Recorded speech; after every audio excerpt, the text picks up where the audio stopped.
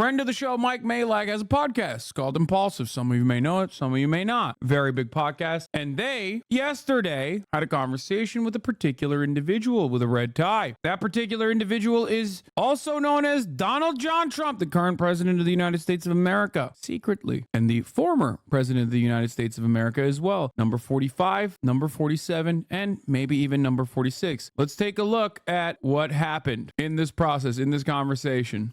This is going to be great. I think so too, Looking Mr. forward to Trump. this all my life. On the one hand, I'm like thinking about the ethics of such a thing, like promoting Donald Trump, which is like hilarious to say because he was the president. He's like, why are you platforming Trump? It's like a funny thing to say. But also on the other hand, I'm like, it's such great content. And honestly, my content brain side gets way excited. Yeah, that was me on the trailer. Won that fight. That's what I That thought. was your baby. Some people still think he did win This that is for you fight. guys. Oh, no way. We got gifts. Oh, nice. Sold for a lot of money this thing. Oh, no way. Oh, thank you, President. She split it up. Here's Oh, amazing. something for you.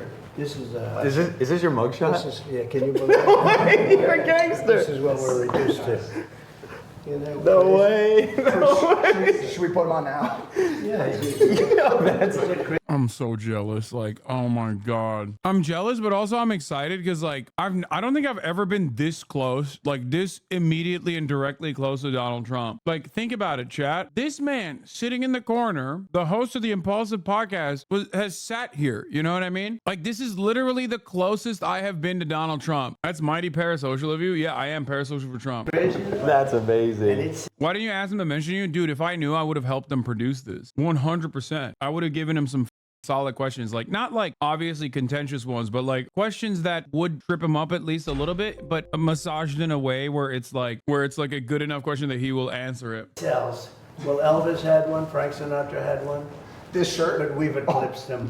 A long time ago, we've eclipsed them. This is crazy. It's pretty cool. Isn't it cool? I have to be honest, I'm It's jealous. actually, you know, I'm not sure if I love it or not, but No, it's it good. is what it is. It happened and I might as well monetize it. Well, Mr. President, people surely love it. They love the picture. They rallied behind it. They're rallying behind you now. Well, they More are. than ever. And you know, we had the biggest fundraising, I think, ever for any candidate ever anywhere in the world in the last 8 or 9 days. In hundreds of millions of dollars. And too bad it couldn't have been done for other reasons. But they viewed the case as being so corrupt and so ridiculous. You know, every one of the legal pundits, and you know, they're great guys. When you look at Dershowitz, the whole group, you know, that whole group of people. Bringing up Alan Dershowitz to Logan Paul and Mike Malag is crazy. They have no fucking idea what you're talking about. And if they did, they would probably not even be that fond of Alan Dershowitz, also known to the average human being as Jeffrey Epstein's pedophile lawyer. It's like, yeah, Mark Levin, good guy. It's like, dude, these guys don't know Mark Levin. What are you saying? Andy McCarthy, Jonathan Turley, Greg Jarrett, every one of them, they came out. That's and so they funny. Bringing up Jonathan Turley to Logan Paul. Great guy, Jonathan Turley. I call him Jonathan Turdley. There's something very funny about this. I just can't seem to wrap my head around it. Is you know, you got these felony convictions and a lot of it, like more than Al Capone, right? And there was an uprising and people showed you their support with their donations. And a lot of people are saying it points out that actually the unjust nature of Bro, I love how woefully unprepared Logan Paul is to have this conversation. He's just like saying words. My man has been given a script. This is awesome. He's like, yeah, an uprising is happening. It's just like Al Capone. It's like, what are you saying, big dog? Oh, it's so good. Please, Michael, bring it in. Bring it in. of America's justice system. So Very unjust. my question is, like, if that is your belief, if that is their belief, why do you have the desire to give your time and energy to a country or a system that's trying to take you down? So Someone in the chat said this is just like those Modi interviews. It's so real. It's like, Mr. President, what's your favorite color? Mr. President, how do you eat a mango? Mr. President, sir, why do you devote so much of your time and energy to this beautiful country that you love, even when this beautiful country that you love has done so many wrong things to you? I ran twice. I did much better the second time than the first time. And if I didn't, I wouldn't have done this. But we had it going like this country has never been going before. It was really good. Now it's really bad. The worst border in history, the worst inflation, I think, in history. I think the history of the country, the people are getting decimated by it. All very all something you can fix. You can fix it fast. We were energy independent. We're going to be energy dominant very soon. All these things were happening. And then we had a terrible result in an election. And what happened was disgraceful. And we can't ever let it happen again. Dude, I can't understand how we live on this planet. I'm alive at a time when the former president who's running for re-election is going on the podcast of a dude I know very well. What the is, oh my God, look at the painting above Mike. Oh my God. Okay, I guess if we're keeping it $150, he did go on Alex Jones last time he ran. But, we have a little expression. It's right on that hat. Make America great again. And we can do that. Make America great again. And this guy is not going to do it. This guy has destroyed our country. When you allow 15, 16, 17, they have no idea what the gotaways.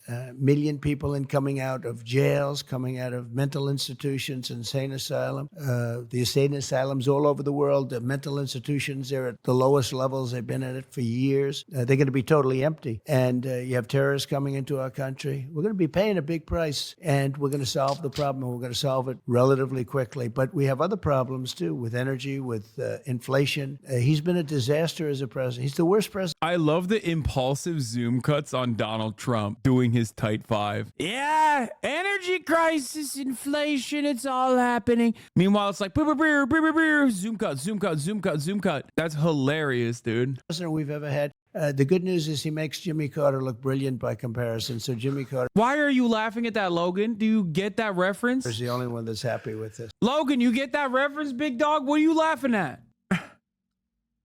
Dude, bringing up Mark Levin to Logan Paul and Mike Malak is ridiculous. I will never let go of this. Jealousy doesn't suit you? Okay, shut the fuck up. I am jealous. I'm jealous as I am. Well, look, I think that's why a lot of people are so obsessed with you, Mr. Trump, Mr. President Trump. Well, because you're already a billionaire, right? You are essentially serving these people, and you don't have to be doing it. The president. No. What? What does that mean? What is how does a billionaire serve people? Come on, bro. What is happening? Where is the Logan Paul of Black Lives Matter? I want that Logan Paul to come back. I want the Logan Paul that was like, yeah, that's right. Systemic racism is real. We need to put an end to that shit. I'm embarrassed that it's taken me 25 years to realize this. It is not enough to be not racist. You have to be anti-racist. If you're white, if you look like me, use your privilege.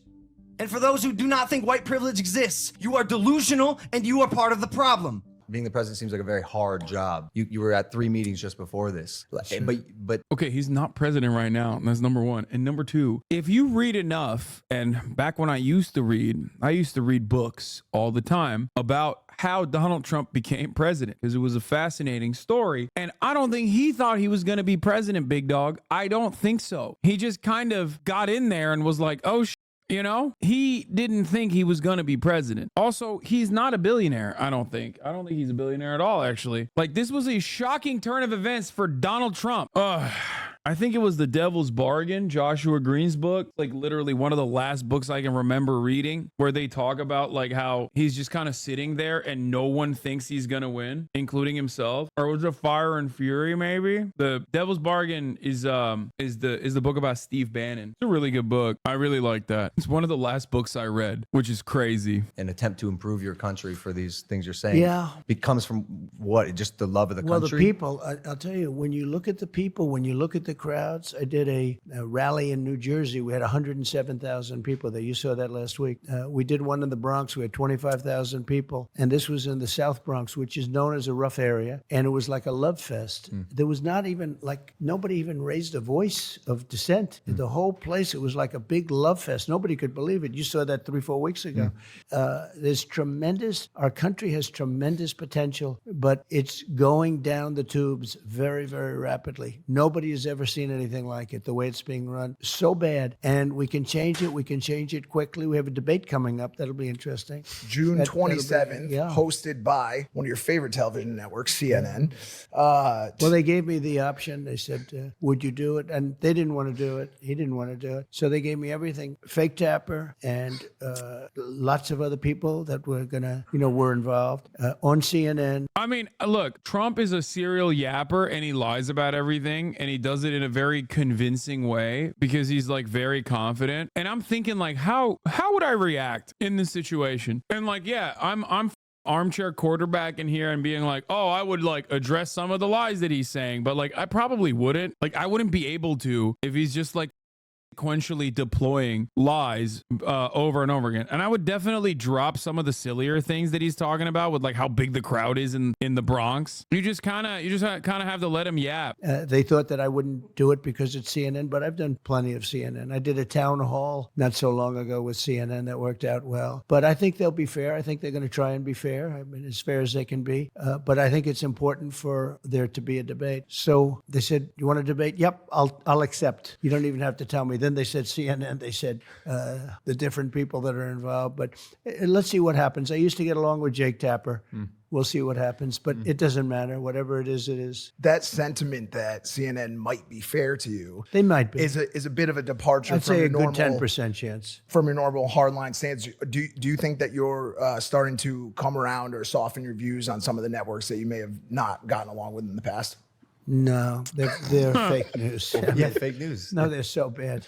One of the good terms, right? Fake news. But no. Dude, this is why he's so good at like, or was so good originally. Like, look, Logan's ears perked up when he said fake news because from Logan's framework, he is basically like Barney. You know what I mean? It's like talking to Mickey Mouse, and this is a catchphrase. Like he's basically repeating his catchphrase. So people are going, oh my God, you're repeating your catchphrase that you're famous for. And a lot of us like to assume that we don't view politics as team sport. We understand how serious this kind of stuff is, but like, no, the overwhelming majority of Americans, due to the duopoly stranglehold and the one party in practice, duopoly in theory system that we have, feel exactly the same way that these guys do, where it's just like, it doesn't really matter. This is a character. No, I don't think so. I thought maybe, I had one with Like every single liberal in the chat that has been like, you don't understand, voting for Biden is going to save America, as opposed to Donald Trump, who's going to ruin America. Like you are doing the same thing that Logan's doing, but just like in the opposite direction. And at least Logan Paul understands that he's not the brightest light bulb in the room when it comes down to politics. over the years, I've been very much involved with Mike Tyson. Mike is a great guy. My son, I have a beautiful boy, Barron, and he loves Mike Tyson. Big boy. Big boy. He's huge. He's a big boy, 6'9". 6'9". My yeah. PDF's at 6'7". And I couldn't get him to play basketball. He plays soccer. Bro, he's 6'9". He needs to play basketball. You need to force your son to play basketball. That's a waste of Slovenian genes, okay? The fuck are we doing? He's bulking. He's 6'9". Get his on the court right now, bro. It's about to be the next Osama bin Laden. A waste of height. His tall ass should have been balling too. Soccer. He's a good athlete too. Good student. Big good boy athlete. for soccer. But he's 6'9". It's insane. Good looking guy, but he is a tall one. There's no question. I say, Barron, I don't want to take a picture next to you. It's Slovakian. we ought to make him a fighter, maybe. No, I don't want. Guys, it's 2024. We want to spend less and save more. That's just a fact. But how? Okay. We always see skipping you that. a single gallon in your first tank of gas. Thank you, Upside. Back to the show. We always see you at the UFC fights. Yeah. So you're obviously a fight fan. I like it. I really enjoyed it. I think Dana White is one of a kind. He's sure. And he's been generous to me. He's made a great statement about me the other day. I saw that. That was a nice statement. Well, because but you've I had said- his back for. Well, since, I did, and rightfully. I think, the expression, everybody's How could you replaceable. skip our ad? Come on, bro. You guys have enough money. You motherfuckers are posting. How could you skip our ad? Unreal. Bro, you're literally posting prime bottles on this interview, okay? You made enough money. You made enough money. This interview is going to go nutty mode with the ad rev too. I showed the link. It's ethical. It's ethical react. I'm not sure anybody could do the job he does is unbelievable. He gets. I met Khabib, who's I saw that. 29-0, and his father died, and he just said, "That's it for me." And his father was great at what he did, and probably he never lost even a round. I think he 29-0. They say he never lost a round, and I thought he was great. And Khabib for sure hates his motherfucker. No, he doesn't. Are you kidding me? Khabib literally walked up to him, shook his hand, and was like, "Mr. President, can you please?" The thing that I love about the Dagestani fighters is they all speak English. I think they recognized early on that like you got to be able to speak English so you can like talk shit. Yeah, Khabib walked up to him and was like, "So please, Palestine, save them." And Trump, of course, was like, "Yeah, I'm gonna deal with it. Khabib's English is honestly pretty solid. Yeah, no, all the Dagestani fighters, all they do is train and speak English, bro, so they could talk better. Khabib's father convinced them to focus on English. It's smart. It's very, very, very smart to be able to speak English. we got to speak. He was just about my favorite guy, and really talented. The Strickland was fantastic the other night. I thought he was Great striker. He was. Everyone oh, wants to come out of the cage and meet you after they They win. do. And Yeah, when- they and when do. you- I'm very honored by it. Every time they win. You sound like Pakistani parents right now. I mean, it's true though. It's if you want to make it in American media, you have to be able to speak English. Like you become an infinitely more marketable figure when you can talk in English. Okay, the moment that it's not a subtitle that's saying what you're saying, but instead is directly coming out of your mouth, you've become an incredibly marketable entity. And the Dagestani fighters, I think, definitely understand that. They jump out. Yeah. They jump out of that cage. Yeah, Islam Makhachev said this. Doesn't speak Money is English important, because- Islam. Look, but Money is this guy important, Islam. Doesn't speak Money is English important, because Islam. nobody understands this guy. He doesn't speak English. English is important. If you want to make money, you have to speak some language which everybody understand.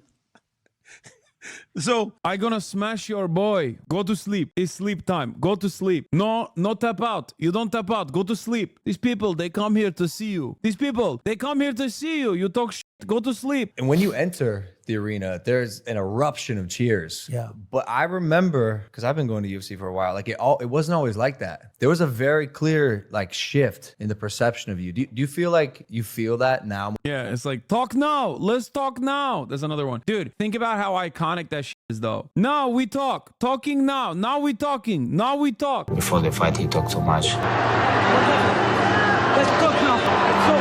Think about that, dude. That's insane. Yeah, send me location. More than ever. I don't know. I've done it in Vegas, Miami. I do it with Dana. Dana wants me to do that, and I do it. And it is an eruption. Hello? He said like he's never heard before. They actually stopped a fight. One of the fighters were walking out, and there's a fight going on, and these guys are really going at it. And they heard this crazy sound, and they stopped the fight. They both stopped fighting. They're looking over what happened. They probably thought bad things were happening to the arena, but no, it's been great. And he is just somebody you have to really respect. I imagine you guys do, but he gets these fighters from all over the world, and they are some really talented people. And I have respect for fighters. When you can take 200 shots to the face and then look forward to the second round. Yeah. It's interesting. Biden could never do this interview. Holy fuck, he really is gonna win. I don't know. We'll see. I'm not so certain of Donald Trump winning the election. I do think that he has a pretty solid chance, and I think that that should never be the case. But unfortunately, the Democratic Party has gone with Biden, who is an old man. But you are right. I don't think that Joe Brandon could do an uninterrupted hour-long interview like this and just like chirp about shit. Biden has a 20% disapproval margin, bro. Good luck with that. Yeah, except you do realize that the Democratic Party across the board is nowhere near as unpopular as Joseph Robinette Biden is. That's the issue. But the Democratic Party is actually doing fairly well in a lot of the same Senate seats on the same ballots but that Joe Biden is supposed to be at the top of the ticket on. That's the crazy part about it. Like, the Democratic Party isn't doing poorly. Biden is. And under normal circumstances, it's never down ballot that carries the top of the ticket. It's vice versa. You have a very popular leader that a lot of people rally around, and then they go, I'm here. Might as well vote down ballot for the Democrats as well. In this situation, it's the exact opposite. Republicans flopped in the midterms. It's not even just that. Like, the Republican Party is broadly seen as like undemocratic autocratic, anti-democratic, corrupt, chaotic, and also greatly invested in the removal of civil liberties from women. Okay, not just like gay people, not just queer people, not trans people. I'm talking women. That's 50% of the population. There's a lot of Republican women, white women that vote. So when they see that they're like, you know what? This kind of sucks. I actually don't want to vote for these guys. Abortion is massive. It's a massively consequential thing that the Republican Party brought about itself. They are, in many respects, suffering from their own success. Since you left office, the number of global conflicts has skyrocketed. And I know Khabib talked to you about it quickly when you spoke with him. I think 2 weeks ago about President Biden authorized the use of American weapons in Russia, which has now led to a fleet of Russian warships coming towards Cuba this week. What are your thoughts and concerns around our current handling of our relationship with Russia? Well, the Russian attack on Ukraine would have never happened if I were president. Would have never happened. It's just a shame. So many dead people. You look at just the soldiers. It's 500,000 soldiers between the both countries. But so many dead people. So many towns and villages and buildings and all. I mean, magnificent culture just being wiped out. You okay over there? Stuff's falling over. Sounds good. Nice book, by the way.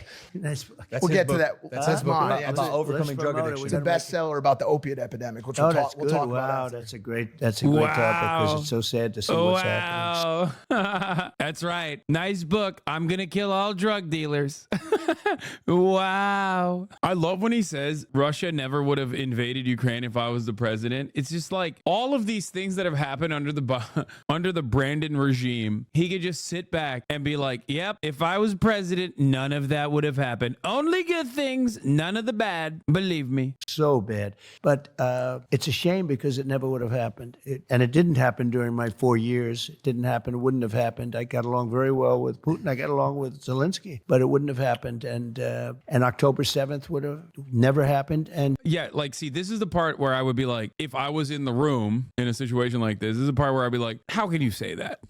Honestly, you ripped apart the Iran denuclearization agreement, which literally created more regional stability. You added additional sanctions to Iran, even though European investigators were still openly reporting that Iran was following through on the nuclear denuclearization agreement, even after you ripped the deal apart, famously. You moved the embassy to Jerusalem, which was insane. That was an insane move. You moved the American embassy to Jerusalem, making it permanent that like Israel now controls Jerusalem, including occupied East Jerusalem. You then recognized annexed territory Golan Heights, which is Syrian land that Israel illegally occupies. Again, you recognize that as like permanent Israeli land. You did the Abraham Accords, which directly wrote out the Palestinians from the equation of Palestinian sovereignty, which greatly increased tensions and was the direct consequence of which was October 7. Beyond that, you also assassinated the second in command, Qasem Soleimani, in Iran. You are a big part of why October 7 happened, if not the biggest part outside of Israel. This is the type of that obviously Trump is never going to be questioned on, because I don't think it's not even like Mike that's going to ask him these questions, but it's also not even like mainstream media that would ever ask him these questions, because the reverse of this for mainstream media, the reversal is an easy fucking dunk as well. Trump could go, if it was so bad, why didn't Brandon change it? You know what I mean? Because Joe Biden has continued on the Abraham Accords. Joe Biden never reversed the embassy move decision. Joe Biden never fucking took back any of the things that Donald Trump did on Israel. So there is a unified bipartisan agreement when it comes to American foreign policy. That's just the truth. That's why someone like Donald Trump, when he was running in 2016, could very easily turn around and say, Obama put the kids in concentration camps too. Why are you getting mad at me when I do it? Which is so funny to be like, oh yeah, we hate that you're putting children in detention facilities. And he would always just say, who built the detention facilities? That's what he said over and over again. Who built the facilities? Obama did. So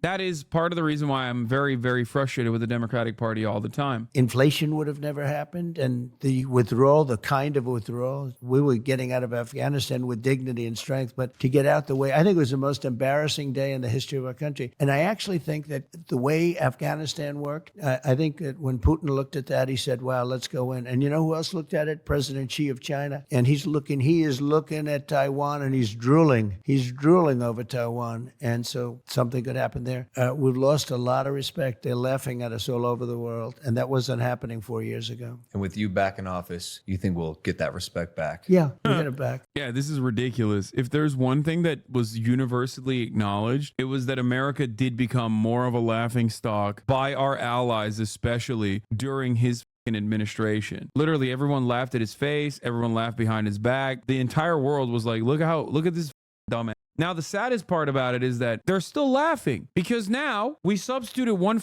jackass for a drooling, demented idiot who can't probably keep his bowel movements restricted for a long enough timeline because he's just too old. So now they're still laughing. Now, of course, they won't be laughing for too long because like our kind of brain rot has already completely captivated Europe as it once did less than 100 years ago. It's already happening. But having said that, Donald Trump saying like, no, I'm going to restore the fear and the respect that America had around the globe. That's just like dumb guy.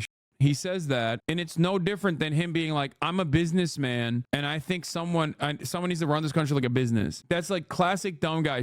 Dumb people love that. They loved going, oh yeah, we got to vote for a businessman to fix the economy. We have to run this country like a business. It's like, bro, what are you talking about? You literally work at Walmart, man. You're getting over every goddamn day. What do you mean we got to run the country like a business? Like which business? Trump's businesses? He had 7 bankruptcies. The fuck are we talking about? And the other classic dumb guy argument is like, oh, I'm going to restore respect to America. It's like, yeah, sure, dude. What's your relationship like with Vladimir Putin? I think very good, but I was tough with him. You know, I ended the pipeline. He built, it's called Nord Stream 2. Nobody ever heard of Nord Stream 2 until I got involved. And it was the biggest project ever done in Russia. I mean, you know, this was a... I'm not gonna lie, I don't think Logan Paul knows what Nord Stream 2 is. No disrespect, but like he's checked out. Okay, he's like, what? Okay, Nord Stream 2. Okay, got it. Pipeline that was going to supply oil and gas to all over Europe, Germany in particular. And I said, what are you doing? Why are you doing this to Germany? I said, we're defending you under NATO, and you're paying billions of dollars a month to Russia. You mean we're defending you, and you're giving the people we're defending you from, we're giving you the defense, but you're giving them money? Even on the Nord Stream front, it's like, well, Brandon blew it up. You know what I'm saying? Trump wasn't with it. Brandon blew that shit up. Now, here's the thing. Okay, here's the thing. One thing I will mention as far as like Trump constantly talk about NATO, the major difference between Donald Trump and Joe Brandon is that Trump keeps saying, I'm going to not disband NATO, mind you. He's not saying that at all. He's going to demand more money from NATO members, right? He keeps asking like, I need more money. I need more money from all the NATO nations. He has even gone as far as to say at a rally, I believe, that if Russia invaded a country and that country had not paid money into NATO, like had paid more for their defenses, that he would not defend that country, which of course makes everyone in the blob, in the NatSec side of DC go crazy. They hear that and they go, oh my God, he's going to destroy NATO. Now, this is born out of 2 different reasons. One, because Trump doesn't really fully understand that like NATO is really good for the American military industrial complex. They get to buy our weapons, you know what I mean? Like it's a way to reassert American dominance around the globe. They have American bases, they put American soldiers there. We get to create this endless cycle of security. It's a protection racket for the United States of America. So that's not how the dynamic with NATO normally works. However, one can also make the argument that like Donald Trump is, you know, doing a little bit more extortion on the protection racket in a way that where the mob guy does it. You know what I mean? Maybe the mob guy comes in, says, hey, your glasses are broken. Would be a shame if it got broke again. Maybe you need to pay us so we protect you. And then next time around, he still comes back and he's like, you know what? I think we need more money to protect your storefront, actually. So I think that's what Trump is doing a little bit. Inflation has come to the American protection racket. I tell the press all the time, no, the fact that I get along with Kim Jong-un, North Korea. That's crazy.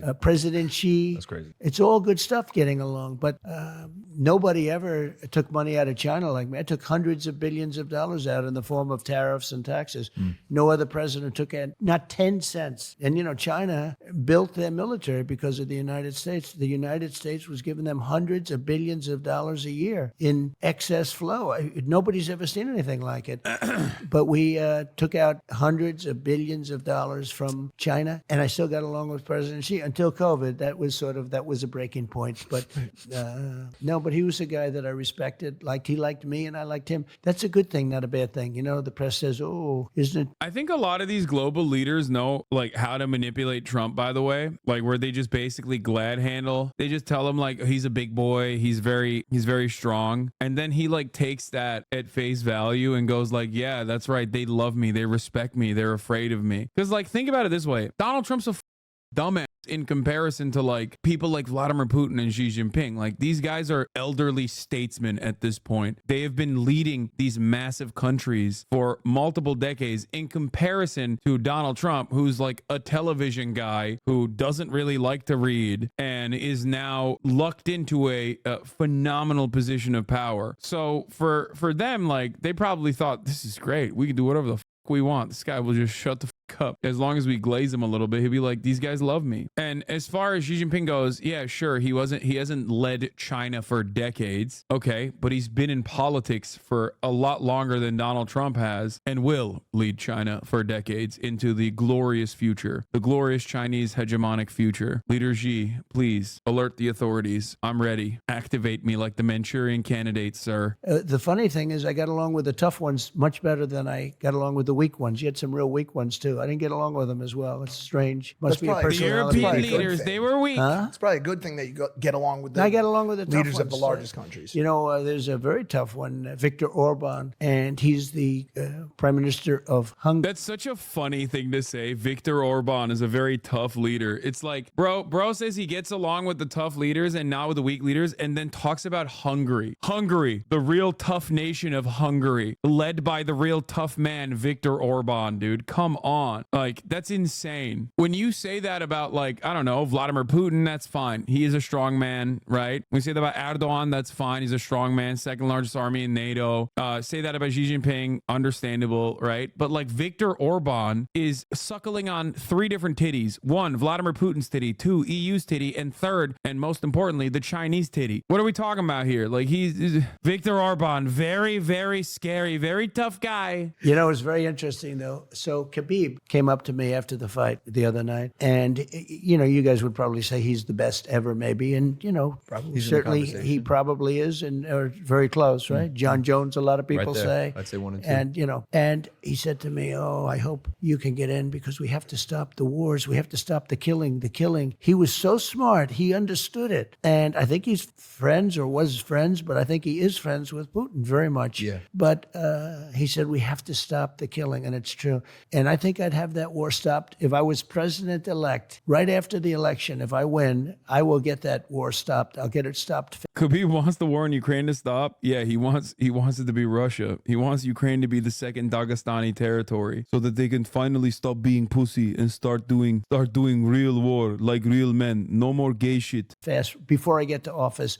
if it's not stopped before then. Talking about Russia, Ukraine. I'm talking about Russia, Ukraine. We'll get it stopped. On the so flip many side, people are being killed. Mike, ask him a question. Be like, how? What are you going to do? Far more people are being killed. And I thought it was great when Khabib came up to me. He says, we've got to stop all of the killing in the war. He's a very smart guy. By the way, Khabib was talking about Israel, big dog. He wasn't talking about Ukraine. I don't think Dagestani dudes who are in most circumstances pushing Z unconditionally are being like, hey, can you please stop Russia invading Ukraine? Okay. He was talking about Palestine. He was talking about Gaza. The notion that he mentioned anything but Gaza is silly. He might have said it on Twitter or some shit, but when he talked to Donald Trump, I don't think he could even say Ukraine, to be honest. He's like, doesn't his family still live in Dagestan? Very interesting guy. We talked for a while. On the flip side, or on the other side of the continent, Thunder.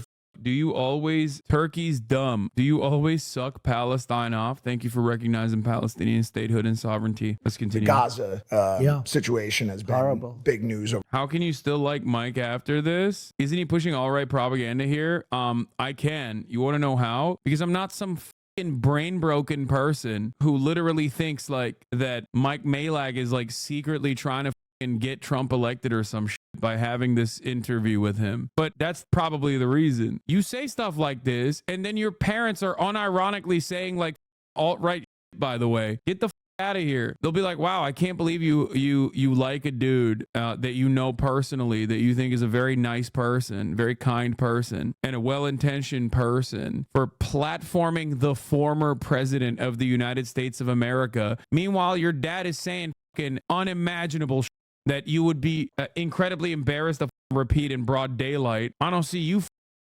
restricting your access to your own family members. You know what I mean? Also, chatters are really funny because I would love the opportunity to do this and platform Donald Trump. Okay, I would love for that. I would die for that opportunity. It'd be sick. Over the past year or so, I would love to platform the motherfucking president, all of the presidents. The United States has always been, and you were always a staunch ally of Israel. Has your sentiment on Netanyahu or on his regime changed at all in light of any of the events of the past 6 months? No, look, it was a shame that it should have never happened. It would have never happened. Iran was broke when I was president. Nobody was allowed to buy oil. He literally ripped apart the denuclearization agreement. This is ridiculous. The notion that he did not make this conflict or make Iran more reactionary towards America is silly. Also, there's a good question from Mike. You see? It was allowed to buy anything. They were broke. A Democrat congressman on Deface the Nation, the show Deface the Nation. Ladies and gentlemen, it's Deface the Nation, yes. Commonly known as Face the Nation, but I don't call it that. You have a name for everything. I have a name for everything. I'll end up with a name for you two guys by the time. But it'll be. I can't wait to hear. No, they'll be good names. They'll be good names. But so he was on the show and he said, whether you like Trump or not, Iran was broke during Trump's. They would have made a deal within 1 week, and now they have $250 billion. We would have had a deal done literally in 1 week after the election, and it was ready. They were absolutely, and they had no money for Hamas. They had no money for Hezbollah. They were broke, stone cold broke. Now they have $250 billion. Biden took off all of the sanctions. He let them go. China went to town. I told China, if you buy 1 barrel of oil from these people, you're not doing any business with the United States. They took a pass, no oil, and other countries likewise. And we would have had a deal. It would have been a great deal for everybody. We would have had a deal. Now they have $250 billion. They made it all in 3 years, 3.5 years. They made it all during this Biden term. This episode is sponsored by myself. I sponsored it myself. Prime X, guys. We just dropped Prime X. This is our biggest launch ever. It is a $1 million treasure hunt. So after you buy your bottle, I want to ask about money. Money in this country. Go ahead. I've had a very fortunate career. Yeah. I've made some money. And more money than you ever thought possible. For sure. Right? For sure. Yeah, I know. Absolutely. I know the kind of money you make because I know when you have a top event and your shows, but these events are doing fantastically. Yeah, What you've done is incredible. Yeah, I'm very blessed, and part of the reason that I believe I'm blessed is because of this country, and I think in a way I'm kind of living like the modern day American dream. You know, I had access to a phone and could start my business and reach the entire world on this device. So, Excuse me, did you guys start like separately? Me and Jake? Yes. Nah, together. Oh, you started together. Together on YouTube. And did you branch out? You each have your own thing? Well, eventually, because I went to college. Jake was still in high school. He ended up dropping out. I finished my first year. It's an amazing 2 stories, right? Yeah, for sure. Who makes more money? It depends on the year. It depends if Jake has fights. That's crazy, bro. What do you mean? This motherfucker makes so much more money with the Prime? No, this is literally propaganda directed towards a young audience. I don't get how you can be okay with it because I love Donald Trump. That's why I'm okay with it. I want Logan Paul's 12 to 16-year-old demographic to go and illegally vote for Donald Trump. This is why I always laugh when people ask me the question like, what should politicians do more about outreach in terms of social media? And I'm just like, dude, it doesn't really, like, that's not moving the needle. I promise you. He's got Cambridge Analytica. He's all right. and it depends on when this sells right here. Yeah. I think. Is that your new drink? Oh, that's good. Yeah. If you make it, I like it. Oh, thank you, want to Mr. get President. No, it's got to be good. It's got to be. Look, I knew it. Like, I was like very excited about this because it's like content, and I knew that there was going to be no fun having ass in here being like, dude, I can't believe this. Like, I can't believe that you would let this go on. Please turn this off. I can't see this. My eyes. I need to be thinking about the potential implications of this. Like, just let it happen. Okay. It's just weird you're friends with these people. Yes, dude. It's weird for you because the concept of having friends in general, by the way, these people, Logan Paul and Donald Trump are not friends of mine. Mike is, but that's so funny that you're like, incorporating everybody there. But also, yeah, no, I know it is weird. Like the concept of having friends outside of this Splinter Discord that was born out of the Splinter Discord that I went to because the other Splinter Discord that I went to off of the original Discord that I was in was not sufficiently communist in the exact same way that I want it to be is obviously like an inescapable reality. It's just, or not inescapable reality. It's an unimaginable reality. You know what I mean? It's so weird. So weird that you would have friends. Like, I don't understand. How can you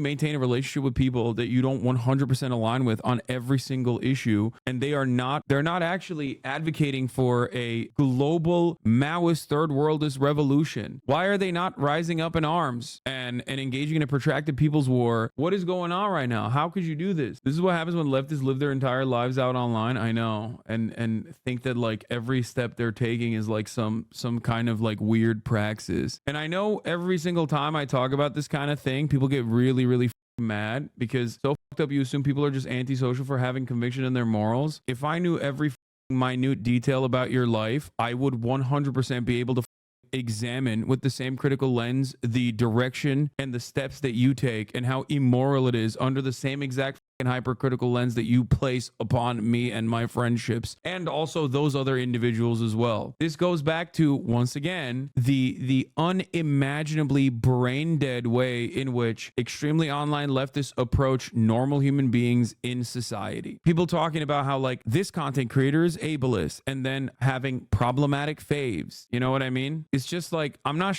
on you. I'm sure you're married with a loving group of friends. Okay. If we were to examine the loving group of friends that you have, I'm sure that there are plenty of people there that have certain opinions and certain convictions that would not meet the muster, that would not meet the same standards that you're applying here. Why am I saying this? Because it's perfectly normal and valid for people to have disagreements with you, because I understand that we are all at the end of the day at the mercy of the social conditioning that we are born into, the systems that we're born into. Doing 2016 style hyper liberal like Vox.com article writing ass fuck takes in this chat in 2024 is not going to get you anywhere. It just makes you look like a lame ass. It makes you look unapproachable, hostile to the average person, to the normal person. You're making it seem as though this person, Mike, who's a good dude overall, is over here repping the Confederate flag or some shit and is like secretly alt-right. And I think a lot of you guys don't understand that that is a major problem with the way that this community is seen from the outside world. That's a major issue. This is why I always say, one, we look unapproachable and incredibly unappealing, because you think that you are putting your best moral foot forward when you like chirp like this. Okay, you think you are actually reinstating some kind of purity in here to ensure that we are getting to ensure that we're,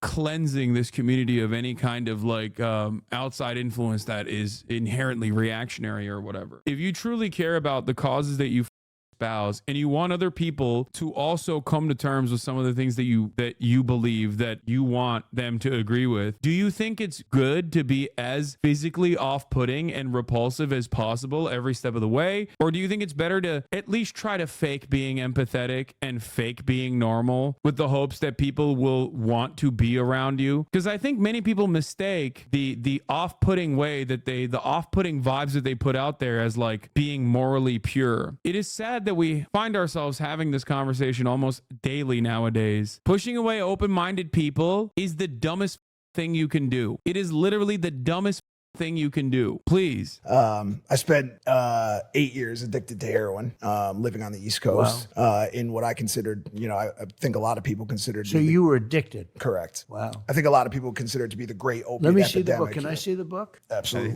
We're gonna make this sucker a best-selling book. There's a message. There's a message for you. No, it's such an important. It's actually Where's already my camera? it's already a Go best-selling out and book. buy this book. It's great. That was for you, I believe. I wrote a message to you in Good. there. Yeah. Well, I'm going to It's- keep it. Thank you so But much. it's such an important topic. Yeah, seriously, that's so important. There's a lot of people that are still kind of wrapped up in that world. And I just want to Yeah. ask you some questions. In 2023, the DEA sees more than 80 million fentanyl-laced fake pills, 12,000 pounds of fentanyl powder. There's so many people out there on the streets right now without access to resources with mental health care, rehabilitation centers. Yeah. What's your plan to continue to stem the flow of fentanyl into the country, as well as help the people who have already fallen victim to the opiate epidemic? So when I took over, He's going to be like, we're going to kill drug dealers.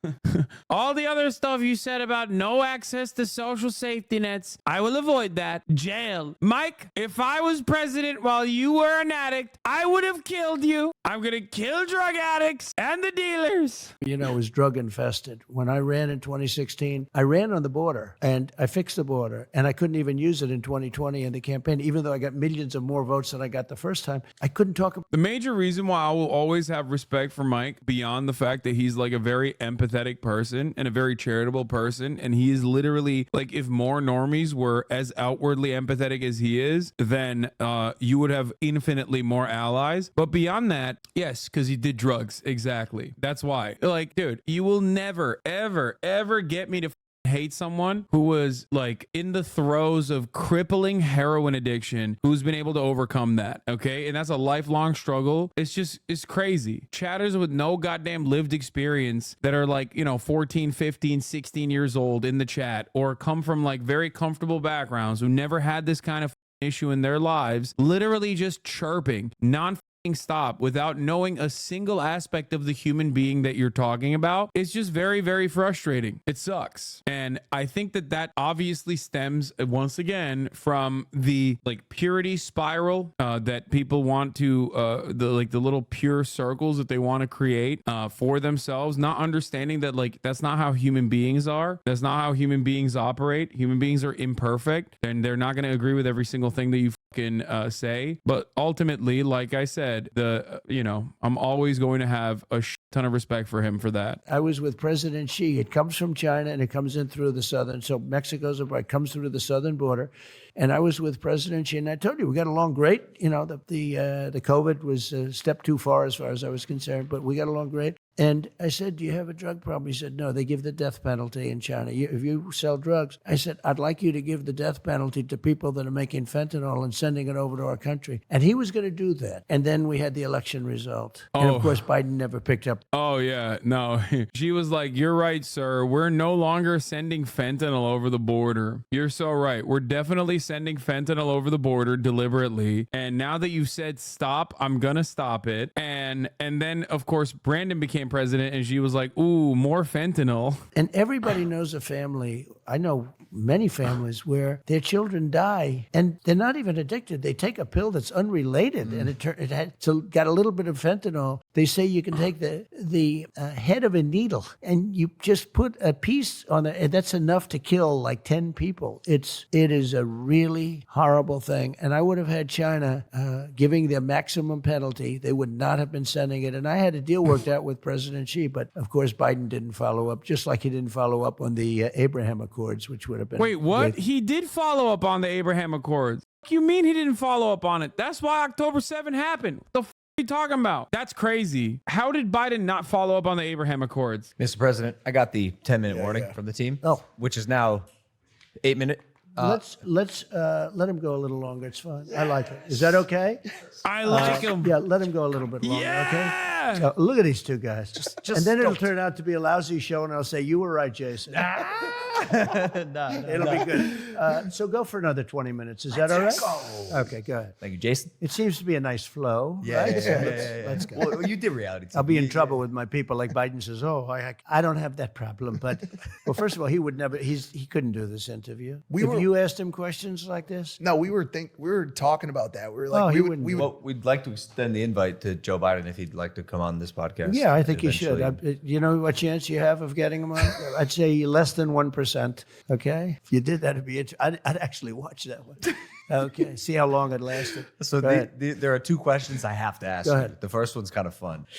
I knew the question about drug addiction was going to lead to border and mental institutions somehow. Like, I knew that. He addressed none of the serious questions that Mike asked as far as like, how do you deal with drug addiction in this country? He went, we're going to kill drug dealers, closing the border. Aliens. I want to talk to you about aliens. Yeah. So this, for the record, is my least favorite Trump because I hate that he gets conspiracy dudes in the pocket by leaning on this. I know exactly what he's going to say. He's going to, we're going to look into it. We're going to reveal some of the stuff. It's like, bro, you were the president. He did this with fucking JFK files. He did this with 9/11. And then he did none of it. He didn't release any of this shit. He was president for 4 fucking years, dude. He tried to, but they got him for classified documents. Oh my God, that's such a good conspiracy theory. Yeah, actually, all the classified documents that he brought back to Mar-a-Lago were actually like the UAP files. I don't know why he didn't say that. Oh my God. I feel like if he had said that, he would have neutralized the whole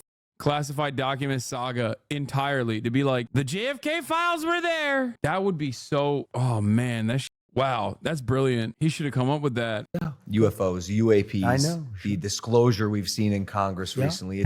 It's confusing and upsetting a lot of Americans because there's something happening. There are unidentified aerial phenomena in the sky. We don't know what they are. Do you? So it's such a question I do get a lot, and it's such an interesting question. I've met with pilots that look just like you, actually.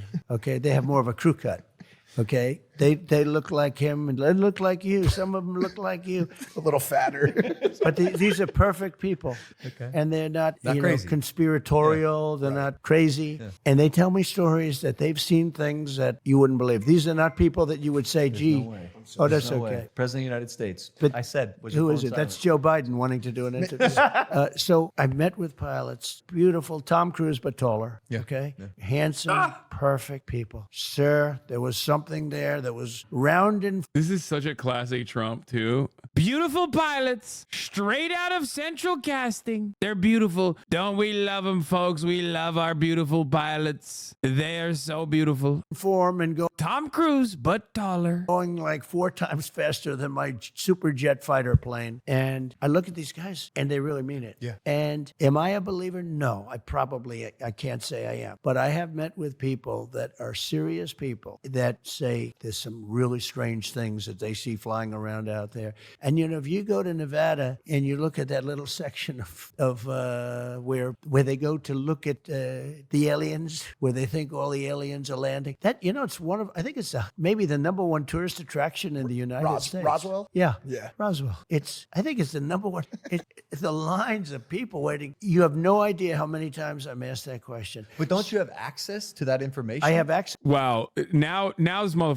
Follow-up questions. See, when he's in the pocket, when he has something that he's like genuinely interested in, he's like, well, what do you mean? Wait, what? Oh, you were the president though. Like, didn't you have access to the files? Which is correct. And I speak to people about it. I've had actually meetings on it, and they will tell you there's something going on. When they say things are going 4 times faster than my beautiful top-of-the-line airplane that goes, real fast. With no identifiable propulsion Mach system. 2, right? These things are creating their own gravity fields, allegedly. Folks, Biden put Roswell back in New Mexico. Under my leadership, it was in Nevada. That's the tourism hub of the world. Everyone's coming. Tourism hub of the universe. Get it? Because aliens are there. They're coming from all around, not just the planet, but all around the universe. Illegal aliens. It's so obvious that Trump absolutely doesn't think aliens are real or doesn't care. No, he doesn't think they're real. He'll entertain the prospect to be like, yeah, I'm going to reveal the files or whatever. But like, no, of course, dude. Come on. He admitted he doesn't believe that they're real. That should just destroy the conversation. Something out there. And, it makes sense that there could be. I've never been convinced, even despite that. I just, for some reason, it's not my thing. But a lot of people believe that it's true. A lot of very good, solid people believe it's true. I know there are illegal aliens out there, but those are the ones that come through the border. We have plenty of them. Those are the ones I know. When you say aliens, I say, are they illegal aliens? These might be illegal, but we don't want to test them. Yeah. Because if they can go 4 times faster, we're not going to test them. So it's What an is he interesting question. saying? Maybe Elon could get you guys there. You a Well, fan of Elon would- Musk? I think Elon might be good for this question. He's a terrific. I looked at the ship that went up, the spaceship, and I never saw this before. I saw this is like 2 years ago. I see the motors coming down, the engines coming down, no wings, no anything. And I say, what is going on? Yeah. And nobody ever saw that before. And if you didn't have him, you probably wouldn't be seeing it, And I called him, I said, what's that? He says, well, we want to be able to reuse the engines. I said, they don't have wings, they don't have anything, and they're landing on a platform in the middle of the ocean. I said, how cool is that? I thought I saw it all, but no, he's a very... No, he doesn't hate Elon Musk. He wants his money. And also Elon is obviously very right wing now. So, I don't think he's a hater, Elon Musk, no longer. he's a spectacular guy. Well, I mean, between PayPal, Neuralink, Starlink, Tesla, Yeah. SpaceX, Oh God, Logan Paul, Elon Glazer, of course. And other things. yeah, no, he's probably one of the greatest minds of our generation. AI, very big, He's, Well, he's that's a big, what I wanted to ask about. It was the second question because technology is improving at a rapid pace. That's right. At a pace humanity's never seen before. And the most recent development in technology that is alarming but also cool is artificial intelligence, AI. Technology is developing at a rapid pace, previously unseen, and then turning around and being like, AI is developing at a rapid pace. Yeah. I think it's going to be eventually to a point where we're not able to tell what's real and what's fake. The era of truth. I feel like Elon glazing immediately is just so it's more off-putting than anything else Logan Paul could have said for me. Straight up. I don't know what it is.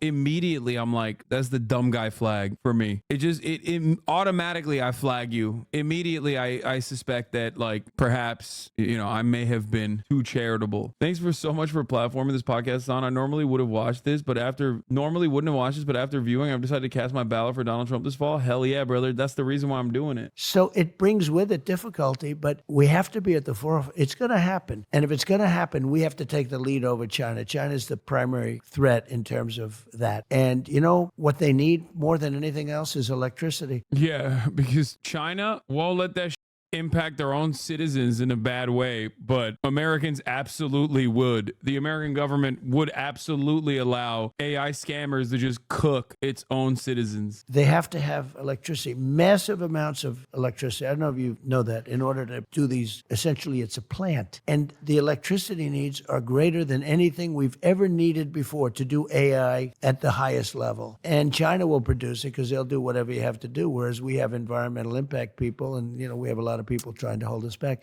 But massive amounts of electricity are needed in order to do AI. And we're going to have to generate a whole different level of energy. And we can do it, and I think we should do it, but we have to be very careful with it, right? We have to watch it. But it's, the words you use were exactly right. It's the words a lot of smart people are using. There are those people that say it takes over the human race. It's really powerful stuff. I'm Chinese, and I'm so glad our politicians are boring as and aren't doing podcasts with bitty influencers. Holy shit. That'd be kind of sick, though. Imagine if Xi were to do a podcast with this guy. I mean, think about the possibilities. AI. So let's see how it all works out. But I think as long as it's there, it plays out. And that's just AI. What about when it becomes SI or super intelligence? Yeah. No. Then they'll have super AI, right? Super duper AI. But what it does is so crazy. It's amazing. It's crazy. Now, it can also be really used for good. I mean, things can happen. I had a speech rewritten by AI out there. One of the top people. He said, "Oh, you're going to make a speech?" Yeah. He goes, click, click, click. And 15 seconds later, he shows me my speech. That's crazy. Written. That's crazy. So beautifully. No, it's not. It's not. That's not crazy at all. It probably sucked. And also, not only did it probably suck, but Trump's speeches are pretty boring in general. Oh my God, I'm losing my mind. Oh. I said, I'm going to use this sucker. I've never seen anything like it. What'd you say to your speechwriter after that? You're You're fired. I said, Yeah, there's no chat GPT that hits bars like never fight uphill me boys. This chatter that said it is right. Never fight uphill me boys. There's no chat GPT that hits a script where he's talking about like sharks. They're dangerous, folks. What if you have an electric boat powered by a battery, most powerful battery, and the electric boat is capsized? What would you do? I asked that question to the engineer. He said, sir, no one's ever asked this question before. It's brilliant. I told him I wouldn't jump in the water. I'd rather get electrocuted than die by the shark. I did get the wrap it up because I do believe your team and I want to shoot a TikTok with you. Oh, that's good. I'm on TikTok. We saw your first video, 120 million views. It blew up. We have a lot of views. I don't know how many, but it was a lot. We did it. We did it with Dana. You went viral. And we were sort of getting ready to walk into the arena, and it was Are you triggered? Wait, what? You're just jealous he's not glazing? Why would I be triggered by a lot of What? crowd, and there wasn't a negative voice in the whole house. It was pretty amazing. Let's do it again. I want to respect your time. I'd like to grab a couple photos, shoot this TikTok. Absolutely. 120 million views on the way. Absolutely. But thank you for joining us on Impaulsive, Mr. President. It's an honor to be with you. You guys are great. Yeah. And good luck with your book over here. That's important stuff. That's Thank you so much. An incredible job you did to get out of it, right? If you're ever bored on a plane to Tuscaloosa or something, you want to give it a Yeah, bro, he doesn't know how to read, okay? Come on, Michael. It's not happening. Let's be real, big dog. I'm going to be reading it. I think it's such an important one of the most important subjects, actually. It's great that you did it. Thank you Ladies so and much. gentlemen, thank you for watching this episode of Impaulsive. With Donald Trump, Mr. President. We love you. Hit that subscribe button. We'll see you next time. Take it easy. Peace. Man, it was wonderful that this happened. It's wonderful it's over. You guys are ridiculous. I'm so happy that they did this. I'm glad that they did this. I'm glazing. I don't give a I wish there was more content in it, honestly. I do. I wish there was more content. It was like I wish there were more funny moments from Trump. And I stand by my unironic defense of Mike. Good dude. Like him. Don't give a shit if you don't. It was fire. Stop hating. No, I mean, it was decent.